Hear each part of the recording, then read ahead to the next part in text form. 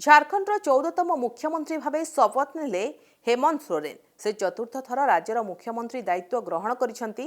एथिसह राज्य में हेमंत राज आरंभ हो जाइछि। रांचीर मोरहाबादी मैदान में आयोजित भव्य कार्यक्रम में राज्यपाल संतोष गंगवार हेमंत को मुख्यमंत्री भाव पद और गोपनीयतार शपथ पाठ कराइछंती। पूर्वर मुख्यमंत्री 8 जन मंत्री शपथ नेबा नहीं चर्चा चली, किंतु शपथ समारोह में कौन मंत्री शपथ नहीं नाहंती। समारोह में इंडी मेंट निजर एकता देखाइबाकू चेष्टा करिसेंती।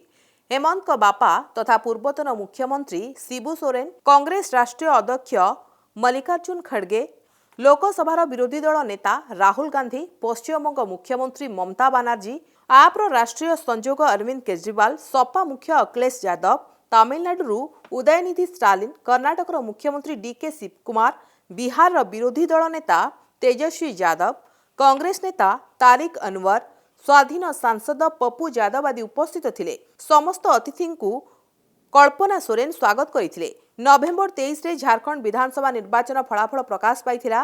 मोट 81 आसनरु झारखंड मुक्ति मोर्चा जेएमएम नेतृत्वाधीन इंडी मेंट 56 सीट रे जीति सरकार गठन करिछि। बीजेपी नेतृत्वाधीन इंडी मेंट 24 आसन जीतिबारे सक्षम होइथिला।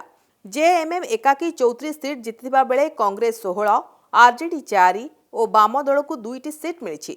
निर्वाचन फलाफल आसिबा परे हेमंत सोरेन राज्यपाल को साक्षात करी सरकार गठन पाई दाबी करथिले। एभଳି किछि गुरुत्वपूर्ण खबर जानिबा पाई देखुथांतु प्रमय न्यूज 7 डिजिटल।